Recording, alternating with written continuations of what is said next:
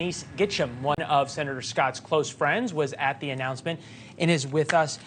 Denise, this is the knock, right, on Tim Scott, that everybody likes him, everybody enjoys hanging out with him. His speech today spoke to the best of America. But can the guy throw a punch? Can he take a punch? You know, I'm so glad you asked that question. First of all, I would just say Tim Scott is anything but ordinary. He's absolutely extraordinary. And you could feel the excitement in the room as he was announcing this, stepping into this national stage. And it was people of all different backgrounds, not the people you think of as your typical Republican, older white male demographic, but people of all backgrounds, people like me, daughter of immigrants, who see the future and see hope. And a lot of us have been stepping into the sidelines as we kind of watch the dirtiness and the ugliness of politics take center stage. We don't just want a fighter. We want someone who actually wins. And Tim Scott represents that very opportunity. When you look at the amount of money that he has, cash on hand, $22 million. That's more than any American presidential candidate in history upon announcing. That, to me, speaks to someone who can not only fight, but actually win. And that's what we're looking to get behind. Oh, and money's staying power as well. We bring in NewsNation political and economic contributor Mick Mulvaney in South Carolina, who was there for Tim Scott's announcement. Mick Mulvaney is probably not exactly ready. With that, we turn back to the panel. False alarm. Steinwell, I want to bring you in on this polling. Favorability of various figures. Donald Trump 46, Biden 42, DeSantis 45, Scott 30. Whose poll? I don't know. Harvard. Capps Harris poll. Okay. 2,000 registered voters. It's like a C-, but okay, we can talk about it. It wasn't my poll today. This is what I think is different. Net favorability, though, Donald Trump's at -1, Joe Biden's -10. If you put the Real Clear Politics average, it'd be a lot bigger spread. Ron DeSantis is +8. Rick Scott is +7, but is known by only about half of the electorate.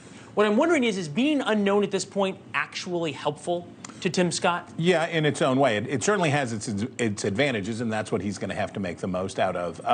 As Ms. Gitsham was talking about before, he has this charismatic, telegenic, he's got this story to tell, people respond to him, he's got to do this stuff. You know what the money's for?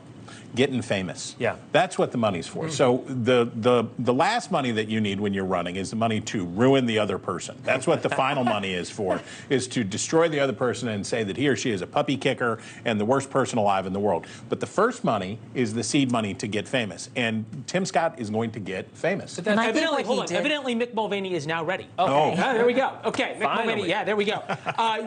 You are ready for us. It's good talking to you. You were at the event today. Does that mean Mick Mulvaney is now on Team Tim Scott? No, as much as, listen, Tim Scott is a good friend. I think very, very highly of him, but I'm not interested in picking amongst my friends. I'm friends with Ron DeSantis. Nikki Haley was my governor. I'm friends with Mike Pence. Now, I've got no interest in that.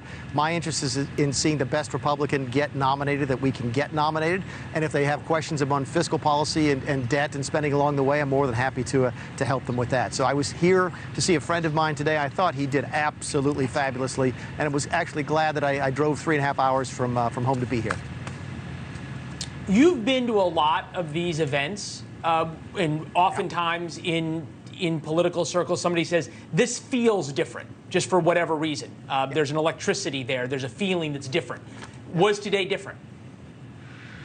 It was. In fact, the closest thing I felt to this is a Trump rally, but with an important difference. Trump rallies tend to sort of focus on the negative, right? They want to tell you, why you're mistreated, who's mistreating you, who you should be angry with, all those sorts of things, how people have taken our country from us, etc. This was similar sort of energy, but on a positive message. Tim, you wanted to sort of hug the person next to you as you were leaving. Tim, he talked about how important it is, to have faith in the country. It was really kind of special. And it's the type of thing that I guess many politicians wish they could deliver, but Tim can do this because he's genuinely truthful about it. What we saw on stage today was the Tim Scott that I've known for 10 years. I'm just glad that the rest of the country is now going to get a chance to see it. Stephanie, I saw you nodding along. Yeah. Is the next sentence from what you said at the beginning of the show, and if Tim Scott's the nominee, Democrats should be worried? I do think what Tim Scott did that's so important is he told his personal story. Thanks for watching. Go to newsnationnow.com to find NewsNation on your television provider. And don't forget to subscribe. Click the red button to get more of NewsNation's fact-driven, unbiased coverage.